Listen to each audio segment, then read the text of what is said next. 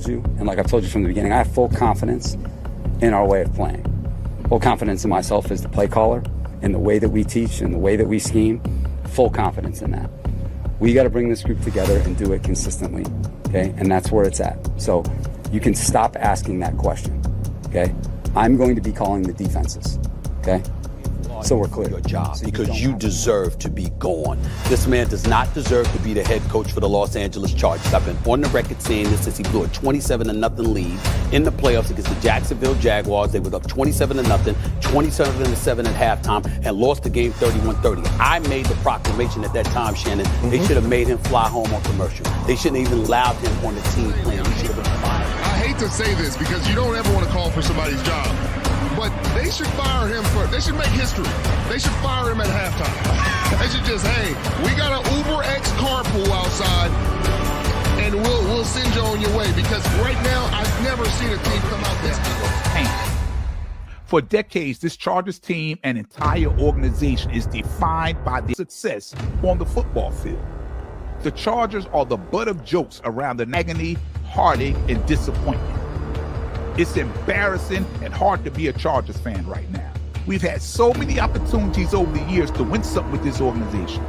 This product that Dean and Alex Spaniels continue to put on the field should be a chargeable crime. Watching this team makes you want to vomit.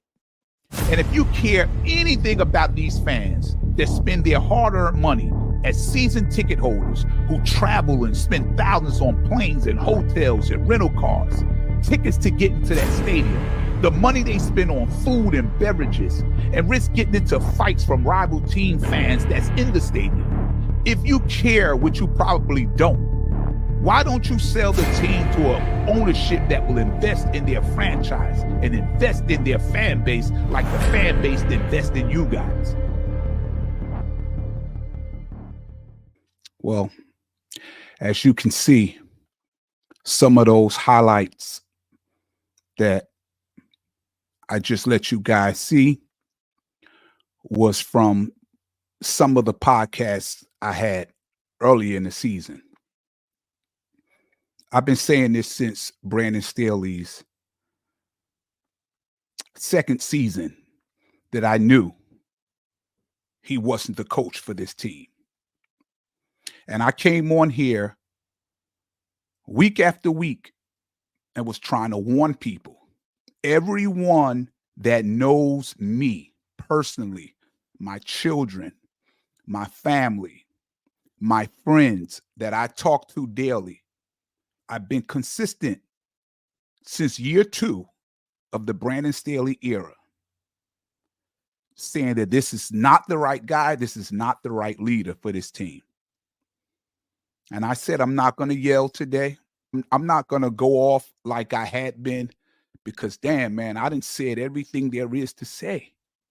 Before I get started really quick, let me just remind people, if you're watching for the first time, thank you that you're here.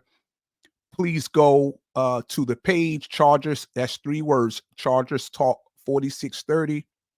Press the like button, hit the notification button so that you will be notified on your device, whether it's a phone, whether it's a computer, whether it's a tablet. You'll be notified that we either live on the air or we just released and upload the latest content. But more importantly, make sure you subscribe. If you want to hear the truth, and this is no disrespect, I watch a lot of other people's podcasts. And I'm not disrespecting anyone else for how you want to run your podcast and what you say on your podcast and your opinions on your podcast. It's respected by me. I may not agree with all of your opinions and your assessment of the team, but at the end of the day, I respect your opinion like I expect you to respect mine.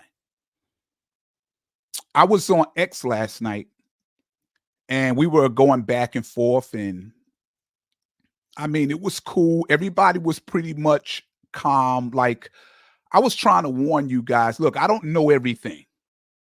I'm still a work in progress. But I've been a Charger fan since 1979. I mean, die hard, spending thousands of dollars, going to the games, buying jerseys, I got like 30 jerseys. I got countless hats. I got my little man cave decorated with, I spent lots of money with this team. When an NFL ticket came out through DirecTV in 2001, I've been paying every year $300, $400, actually, the extra $100 for the red zone. I'm a diehard football fan, not just a Chargers fan. I watch all the games. If some of the people talk to me that have other teams that they represent, they find out I know just as much about their team as I know about mine. Fans come from the word fanatic, and I've always been a fanatic. I've watched the Steelers struggle with a bad team and watch Mike Tomlin coach them to 2 or 3 wins that they shouldn't have won.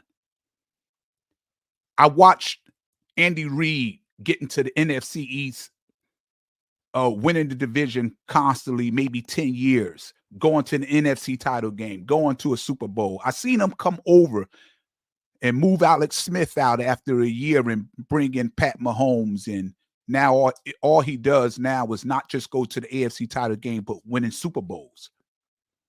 I've seen what Belichick done over the 20 years. You've seen what Tom Coughlin has done. You've seen what Bill Parcells have done. The Chargers, a lot of times, more than not, was just as talented as any team in the league. But the leader that they put in place, they continue to put these analytic young guys, these young guys that's never coached, don't know how to lead men, and they continue to do it. And I hope they learn from that now. But listen, I know people on X was saying, it's just Tom Telesco. Tom Telesco got it. Tom, first of all, it's an owner problem first, because the owner got to care. The owner got to care about winning. The owner got to care about his fan base. And this owner, from what he has showed, and me being a 45-year Charger fan, historically, he has shown that he don't give a damn too much when it comes to winning, as long as he getting the money. That's what it appears to be. But Telesco needs to go, because Tom Telesco has been in charge for about 10 or 11 years and haven't gotten us anywhere. Yeah, he has hit on some, and he's missed on some. He missed on a lot lately. But before Brandon Staley came, Derwin James was an all-pro safety. Well-respected around the league. Still the highest paid safety right now. Joey Bosa was a beast.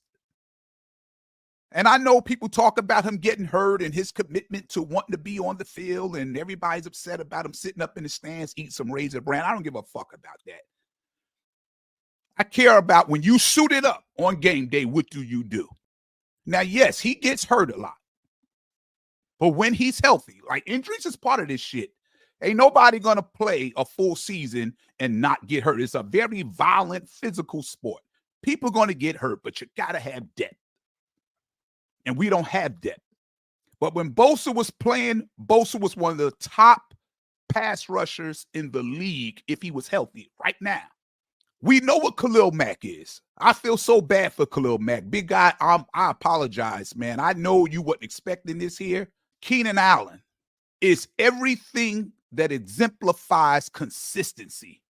Mike Williams is really, really good, but he also gets hurt a little too often. He's on the sideline holding a clipboard, or hell, sitting up in the press box or at home eating Raisin Bran or whatever he's doing.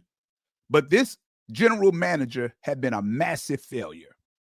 And Brandon Staley from day one did not know what the hell he was doing. And I'll continue to say it. There's some that say it's not Brandon. It's not Brandon. Well, who the hell is it? General managers draft guys, and the coaches coach, and the players play. It's a combination of everybody. Ownership not giving a hell. A general manager that's missing more than he's hitting with his draft picks.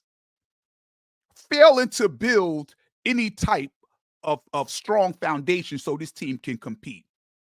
And you have a head coach with that baseball cap on, thought he knew everything. He thought he was the best at analytics.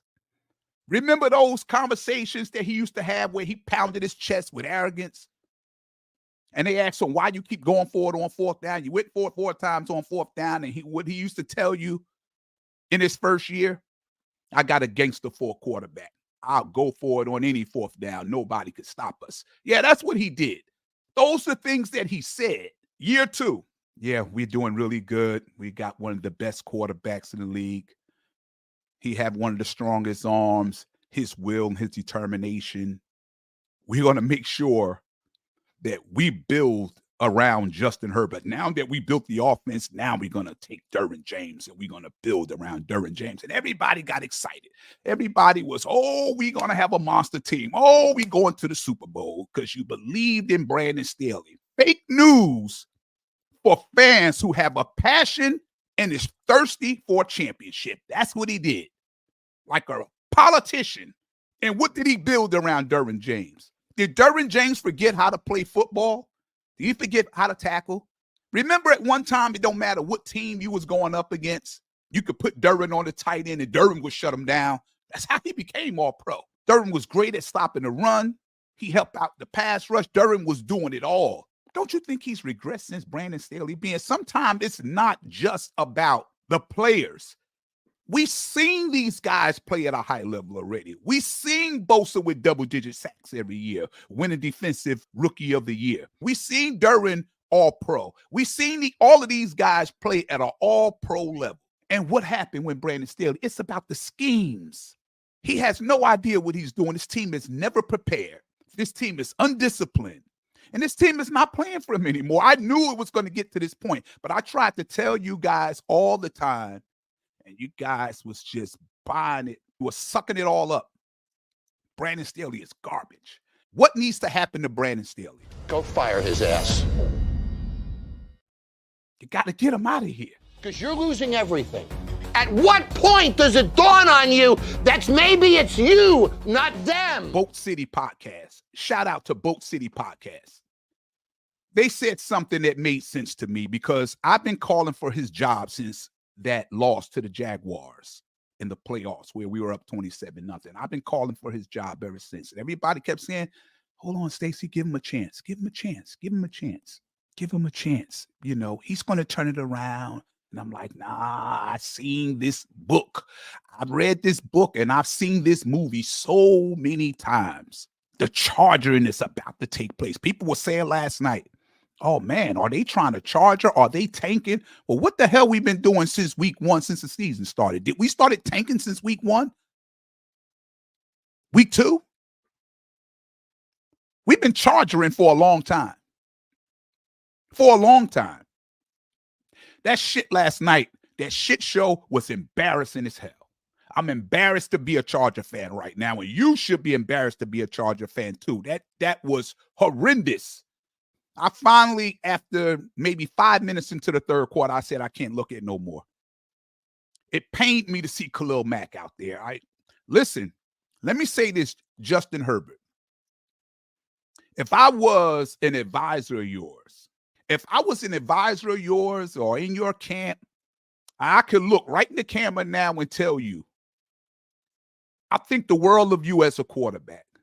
And I know people say he's loaded with talent. He got the strong arm. He got this, he got that. I believe in what skill set that he have and the toughness that he has to fight through injuries.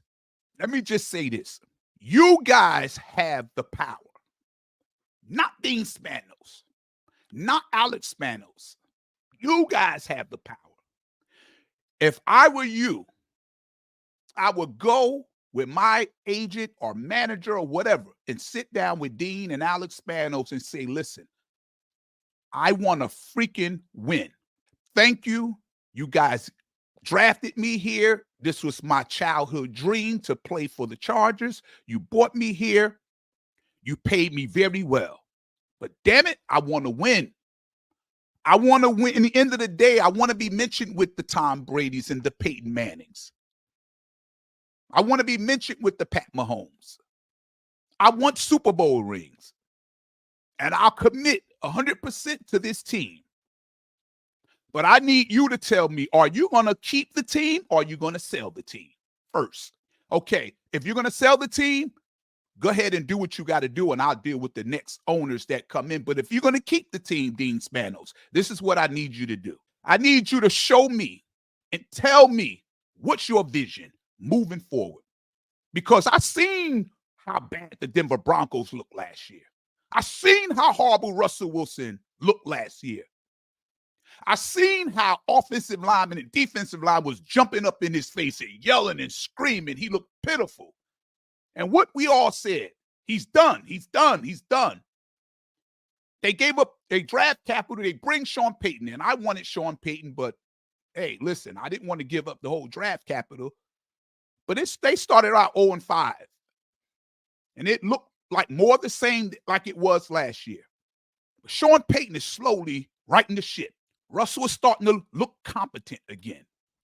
The Denver Broncos is coming on. In fact, they're coming on so well, they look as if they possibly have a shot at overtaking the Chiefs in the AFC West, who's not looking that well right now. And that's what this Chargers team is missing. A Andy Reid, a Sean Payton, a Mike Tomlin, a John Harbaugh, a Bill Belichick. That's what this team is missing. A damn coach that understands all the nuances that go into putting a team in position to have success, drawing up the right schemes to fit the strengths of what the players do well. Staley has no idea what he's doing. Because you're losing everything. At what point does it dawn on you that maybe it's you, not them? And I'll continue to say it. And some people that didn't like things I was saying, they left. But I'm going to tell the truth based on facts. I'm going to do everything I can, to every opinion I have, to be based on facts and stats. I'm not making this stuff up. And I believe that that works. The truth always works. So I'm going to always tell the truth. You can't handle the truth. And I know that for the some that leave that say, I don't like to hear him talking about Staley or talking about the team or talking about this one, talking about that. When you're going to leave, I can't control that. That's fine. That's your right. That's your decision. But I know there's a lot that understands where I'm coming from. And those are the people that I want to appeal to. I will promise to make a commitment to always tell you the truth. And the Chargers are hot garbage right now. And I've been trying to tell you that. What is it going to take for you to see that? I feel bad for some of you guys that get on X or that I talk to and say, Easton Stick is going to put up 400 tonight. 400, your Easton Stick. Like, stop it, stop it, stop it. Understand what this team is right now. Understand who's running the show. You call them a clown, and they are. You say it's bad ownership. It's a bad GM. It's a bad coach and bad players. But then when Sunday or Thursday or Monday night come around, you're like, oh, we about to put this work in. Stop stressing yourself like that. It ain't there. Until the ownership start giving a damn and hire one of those coaches. And at this point, I don't care what you got to give up. Give up the draft capital. These guys know what it takes to win. Go get a Sean Payton, get a Belichick, get a Harbaugh, get a Mike Tomlin, get a Andy Reid. That's what this team needs. You had Marty Schottenheimer and you kicked him out after he went 14-2 because he wanted more control in the draft room, and you didn't want to give it to him. But it's time for you to loosen that up now. Listen, Justin Herbert, you tell them, if you're not willing to make a commitment and tell me, I want to be involved and have input in who the next general manager and the next coach going to be so I can know where we're going as a team. And if they're not willing to give you that, and they can't commit to you that way, and you can't be involved in the hiring process of the next GM or the next coach, guess what? Tell them to get you the hell out of there. And I don't want to see what happened to you happen to Jim Kelly or happen to Phillip Rivers. You deserve better. You deserve better than this. It's embarrassing. I want you to have better, even if that means you're in another team jersey. But you have the power. Khalil, my guy, I know he said he jumped on the younger players, but it was way too late. He should have did that after they went 0-2. But I respect Khalil Mack. Khalil Mack has been a professional, a pro's pro, and a big-time baller. And I love that dude, man, what he brought to this team. But these other guys ain't got it, man. And I know they don't want to play for Brandon Staley no more. Brandon Staley got to go. Fired. Get out of here.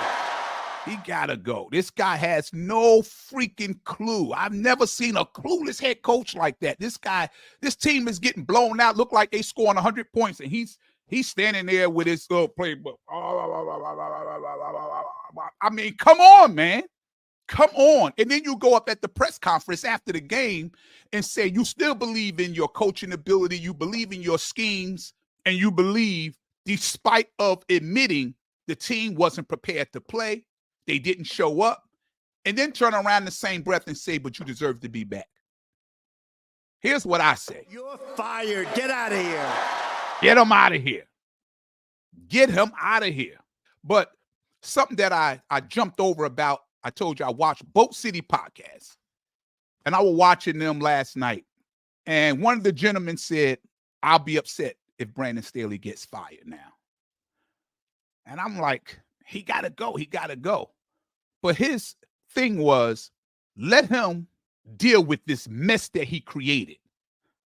If they lose by 75 points for the next 3 or 4 games that's left, let him and his reputation, his stinking schemes, let him lay in that and deal with it till the season is over. And you never deserve another job. And look, I'm not an advocate of getting people fired. I'm not. I worked a career job. I know how detrimental it would have been if I lost my job. So I'm not in favor of that. But what I am in favor of, and on top of that, these guys get a lot of money. Brandon Staley got millions of dollars. He's been in the coaching business for a long time. You know, he got millions of dollars. So if he got fired from here, it wouldn't hurt him at all. He'll get another job as a ball boy in a PB league or some shit like that. He definitely don't belong on this level at all. But if me or you lost our job, it hurts. We might have to, house may go into foreclosure. They may repossess your vehicle. Your family can't eat. That's not his situation.